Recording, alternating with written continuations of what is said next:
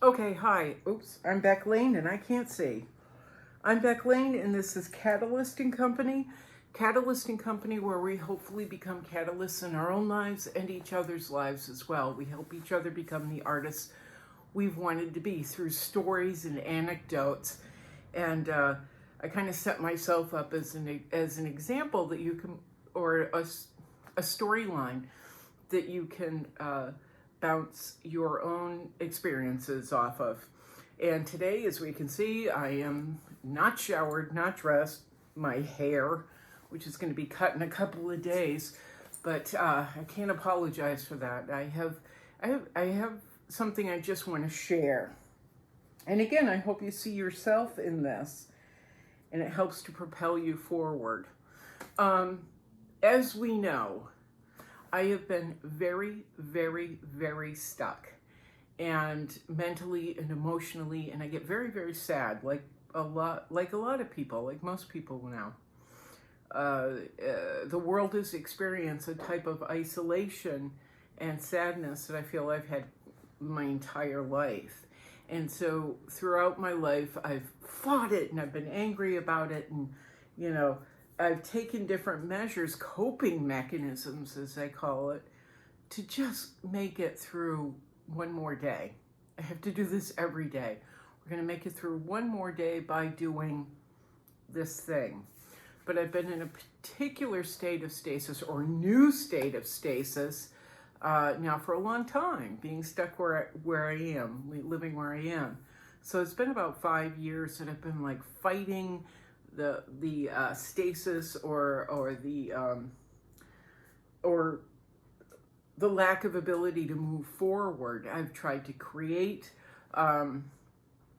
ways that would things that would propel my artwork, and they haven't worked out particularly well.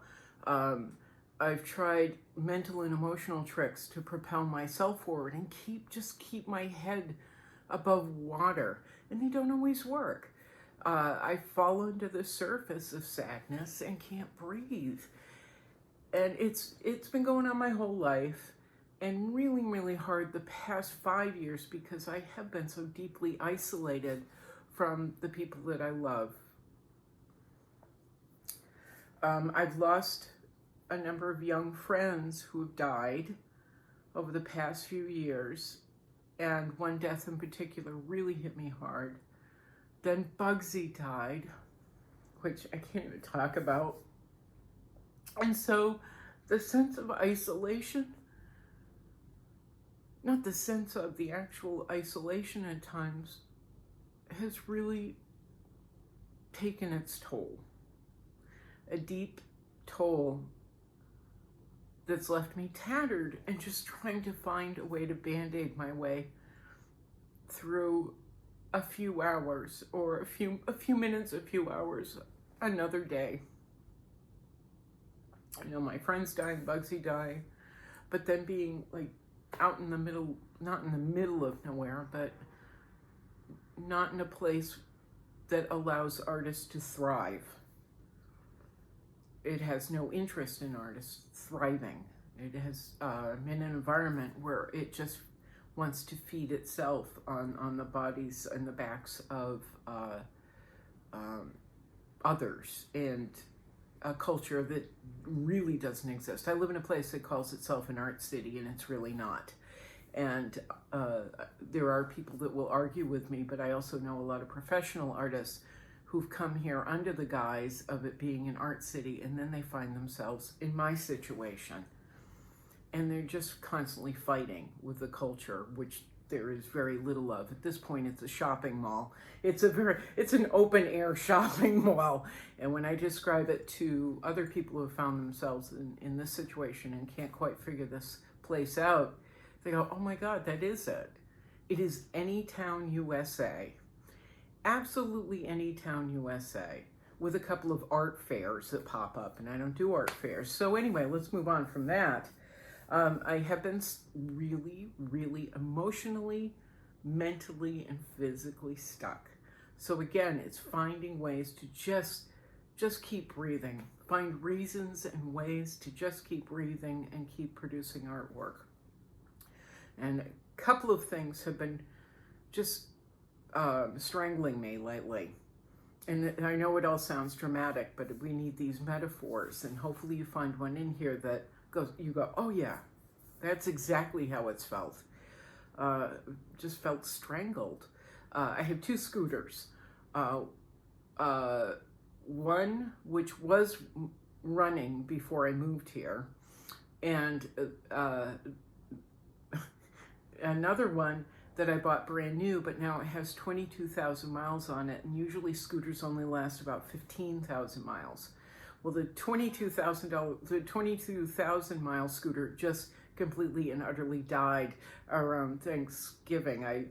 The back tire went, I couldn't replace it, I couldn't get a mechanic to replace it, and so it was just keep walking. I would walk a good 30-40 miles in a week trying to get where I needed to go.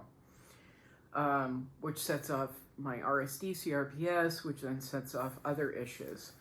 So it's just a domino effect. I'm good as long as I've got wheels. I'm okay as long as I have wheels. But when I have no wheels, I'm really clawing to make it through the day.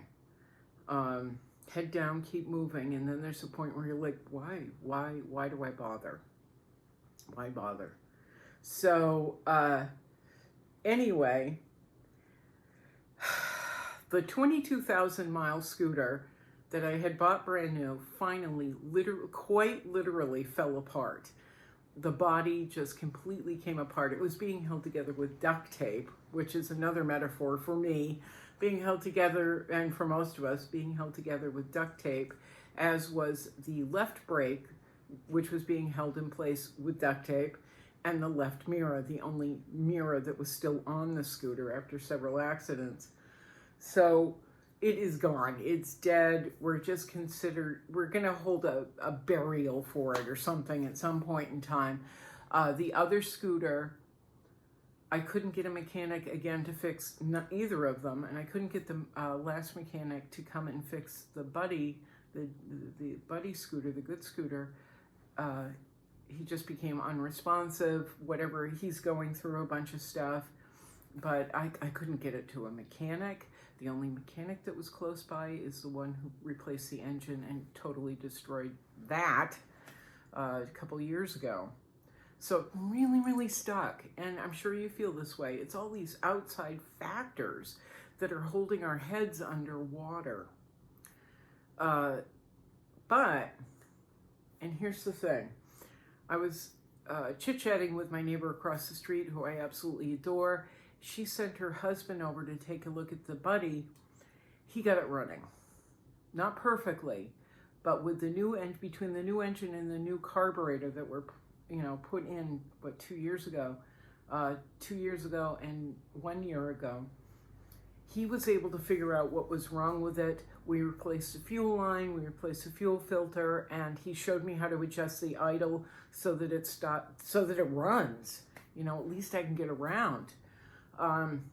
So yay on that. But the other thing that's been holding me, that's really been hurting my heart, hurting my soul is, as we know, I had a multi-million-dollar deal or as part of a multi-million-dollar deal that literally evaporated in the spring. It could have changed my life. And then I've been waiting for funding on 2 very large projects. Well, Christmas Eve, folks, out of the blue, I got a payment for one of the large projects. I can't tell you exactly what it is, but I got a payment, and I was like, okay, that's nice. I've been a little frustrated I've been very frustrated with the lack of communication, the lack of funding, and I'm like, this is just one more thing that's going to evaporate in my life. But then some of the funding came through. It is not what we talked about. I have a far larger role in this, a far smaller role in this project than we originally discussed, and that's been weighing on my heart, my soul, my mind, my emotions, everything. Then we had the scooter issue, but we got the scooter running, we got the buddy running. I got funding for this particular exhibit that's coming up that I can't tell you about yet. So I'm able to kind of like, okay, I got a toe in this cliff. I got a toe hold in this cliff. Okay, I got another toe hold in this cliff. Now, how do we get further up the cliff? How do we get further up this rock wall, or whatever metaphor you want to use? Well, I have something I've been working on. I'm not really a gardener. This is a thing that I do. I have to have a big project to keep breathing and keep focused. So I started taking out all the dead stuff in my landlord's backyard. And believe me, there was a lot of dead stuff. But one day I was sitting in the backyard. It was just after the 12th of December, so it was around the 14th. I was sitting out in the backyard looking around. I'm like, I'm so tired of looking at dead plants. And there's a lot of them. So I actually dug out, we've got a big backyard, but I started digging out all this dead stuff. And I got done with the visible dead stuff, and I started digging underneath a garden, well, it's just overgrowth in another part of the backyard, and really started pulling out like dead fern and dead this and dead, vines and dead, digging through and digging through and digging through. Well, somewhere around 20 or 30 lawn bags later, I got tired and stopped. But it made me feel better. There was something that happened about that time where I just was like, why am I still here? Why? What's the point of anything? And so that helped me to move, keep breathing, keep moving along. It was a big physical undertaking. Well, we had another bit of stuff happen again over the holidays, or not happen as it usually does. And I went back in and I started digging, pulling out more stuff, clipping things down. I went through a part of this backyard overgrowth that was creeping me out. It was like the Addams Family, all this dead stuff, and started clipping and pulling and filling lawn bags. Right now, I think I've got about, by the end of today, we should have another 40 lawn bags full of stuff. But I found, once I cleared the fence of all the dead stuff, it was like, oh, this feels better. Started pulling out all these dead 8-foot long ferns, 8-foot high ferns that had died years ago. They were covering live stuff. Started pulling out, okay, I feel better. I've actually, if you only knew how much of this I've cleared out. It's like a lawn company came in and attacked. But I've also been taking live fern and tying them up. So these 8-foot high ferns actually have a purpose. They're not just killing other plants.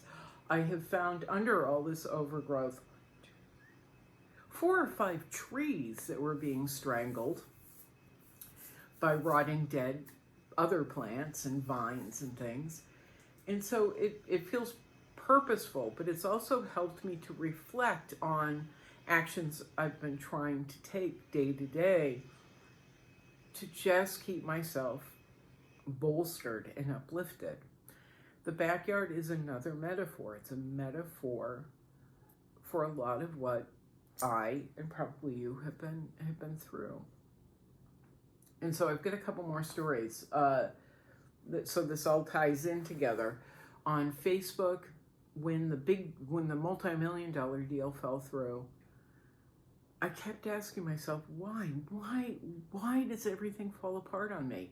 And it's not something I can control. Why do these great opportunities just evaporate? Why?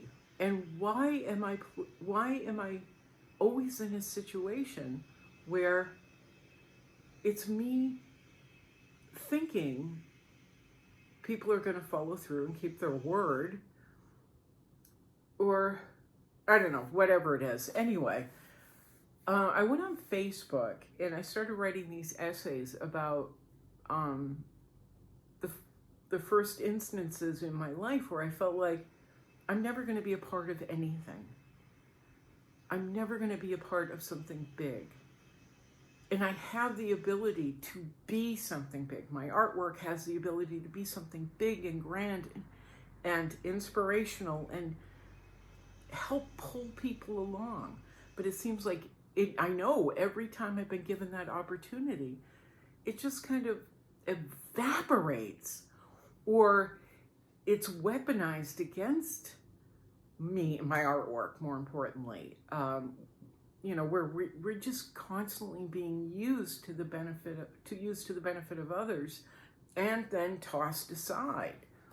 Why?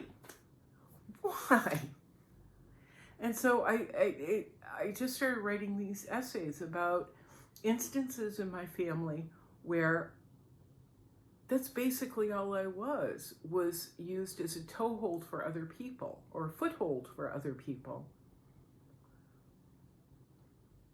And they were made to feel concrete, and they were made to feel confident, and they were taught to use different tools so they could become the people that they are. Some of them are very hateful, but there we are. So I started writing these essays. Why was I called a fat, ugly gorilla at a family get-together, and everyone thought it was hysterical? Why was that allowed? Why was this family member allowed to grab me as a teenager and basically molest me? Why was I always a punching bag? Why? What is the point? And so I started writing these essays about some of the abuse and stuff, and how I just floundered most of my life, and how I keep attracting, I have floundered almost my entire life. Like, okay, today they're gonna like me. Okay, today we're gonna get a little bit further ahead, and then have it all fall apart, and have people be unresponsive and disrespectful and humiliate me. And I'm sure, there's a lot of people watching this, or people watching this who are kind of cryptically pulling out their own experiences. And so I started writing about it on Facebook, and it was such a relief. I wasn't doing it for the entertainment of others. It was doing it so I could see things more clearly, and hopefully to help define the patterns throughout my life. And in that family pattern is a pattern of exclusion. And I was taught to always, I was trained as a child and into adulthood till I was about 36 years old, to want to be a part of this family group, or any group, to really want it, but to never achieve it, or to finally gain some acceptance in the group, or the family, or social group, or whatever, to finally feel like I had attained acceptance, and then just be excluded and belittled and humiliated in the end. And so what I've been doing, just like with the garden, what I've been doing is actually weeding through people. I have people I love very much, but that doesn't mean anything. It doesn't mean anything substantive. And I won't get into it, but it doesn't really mean anything if I'm just there for decoration, to make themselves feel better. Or to not make themselves feel better, but to say, look at how fabulous I am. I've helped so-and-so, helped me. And then that's it. I can't really get into it because it's really, really personal. But like the backyard and the gardening in the backyard, I've just been kind of weeding through and pulling out a lot of the dead stuff, and helping bits of me to see sunlight, just like the trees that were lost in the backyard. Helping the bits of me that need sunlight to gain access. So I've been stripping away.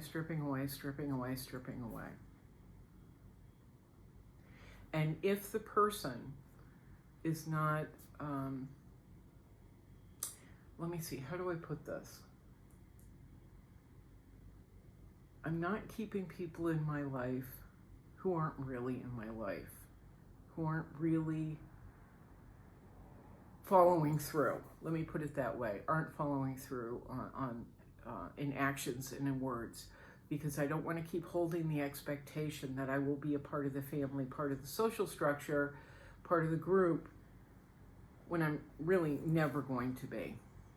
So I don't know how much more vague how much more vague but helpful I could possibly be. I don't want to hold the expectation that I am going to be anything more than decoration in their lives. I don't want to hold it anymore. It hurts too much. And I've lost people who actually showed up in my life, who actually showed up. I've lost them. Not because of anything they've done, not because it was their choice. They've died.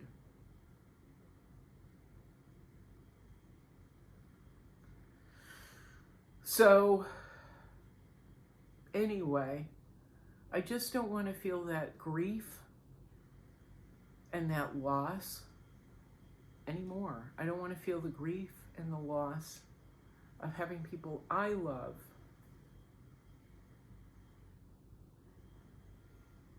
I love and admire and respect. I don't want to be the dancing monkey anymore. You know? I don't want to be the one that holds out hope anymore. Anywhere in my life. I hope I'm getting to a point. I need people who are going to step up to be in my life because I don't want to wait. I don't want to wait. I don't want to wait anymore. I don't want maybes. I don't want some days.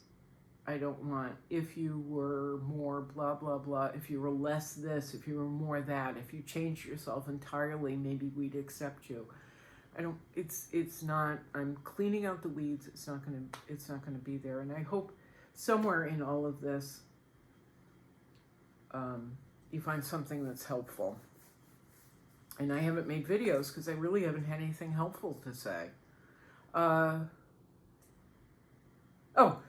So we're going to change gears now. That's kind of it. Let me end it, and let me end that segment with something a friend of mine told me 18 years ago. I was struggling with the same difficulties of always being an outsider, never being an insider, and always, doing little monkey and dog tricks to try and be accepted or a part of, an actual part of family and social situations. And he said something really important to me, and I don't think it's sunk in as deeply then. I've mantraed it, but I don't think it's sunk in as deeply then as it has this year.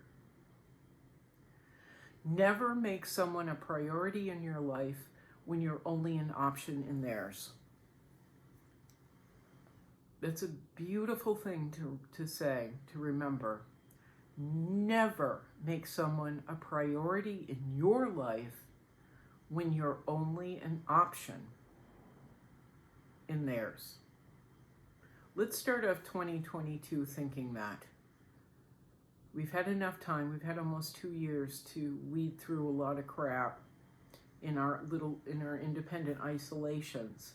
So let's start by cleaning out the weeds. Let's start 2022 by cleaning out all the dead stuff, all the stuff that isn't really helping us reach the light. By remembering, never make someone a priority in your life when you're only an option in theirs. So there was another thing that I did, and I did that this morning.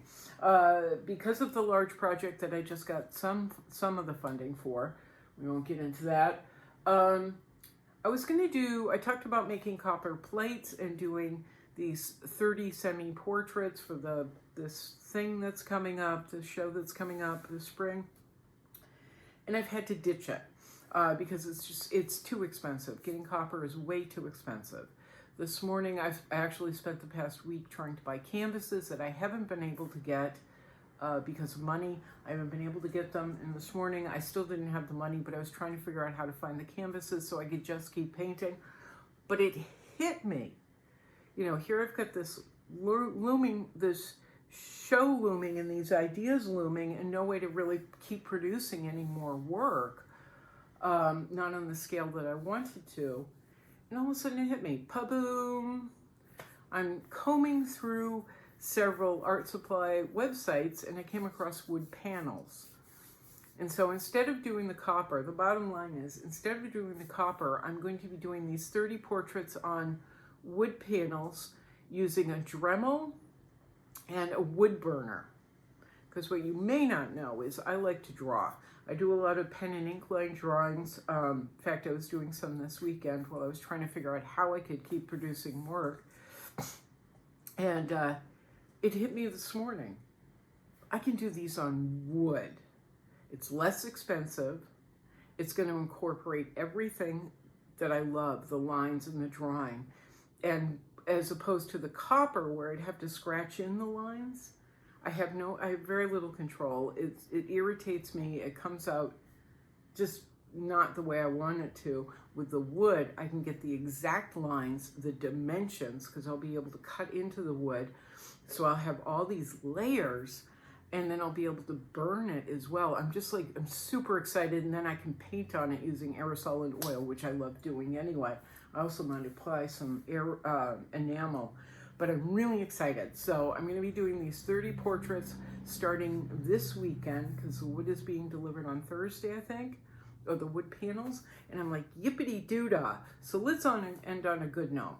For me, I've got one scooter that's kind of running. I got the deposit from the exhibit, or a deposit from the exhibit. Again, not what we promised, not what we talked about, but okay. So we've got the scooter kind of running, the deposit, cleaning out the backyard. Wood panels are coming. I get to start the 30 portrait series, and we get to move on. So boopity-boo, boopity-boopity-boo. That's where we are. I hope you're finding ways to go into 2020 on a more positive note, and I know this has been almost 30 minutes, but believe me, it's better than the last video I tried to make, which was horrible and depressing. I hope you're able to find ways to go into 2022 feeling encouraged and feeling like you have a foothold in your own life. Finding ways to get through the day, get through the minute, get through the hour, get through the day, get through the week, get through the month. Because this has been really tough 2 years. This has been really hard. Well, for me, it's been like roughly 58 of them, but we won't get into that. But I hope you're able to weed out the issues that have been dragging you down, weed out the people that have just kept you from reaching sunlight. People, places, things. And find ways to keep growing and keep going. All right? Semi-eloquent, not particularly well. Oh, and now I'm Beck Lane. This is Catalyst & Company, formerly Studio 120, if you'd like to help support Catalyst & Company. There's several ways, and the links are all down below, including Patreon, where you can supply monthly support, and you get little gifts at the end. TeePublic, where, by the way, I'm uploading new images. I've uploaded some images of Queen, the 8-foot-tall painting Queen that we've talked about, as well as Candy Dish and several others. I've rephotographed them, and I've been putting them up. So you'll be able to get all new work. And I'm going to be going through old work and rephotographing and loading it too, stuff that isn't up there yet. Anyway, there's ways to help support. And that's it. Happy New Year. Happy-ish. Happy let's keep moving. Let's keep breathing. Let's keep our heads above water. Let's keep finding little toe holds or footholds. Let's find metaphors to get it through 2022. All right? Ciao. Ready, Carrie? Mirror, mirror, mirror. Boink.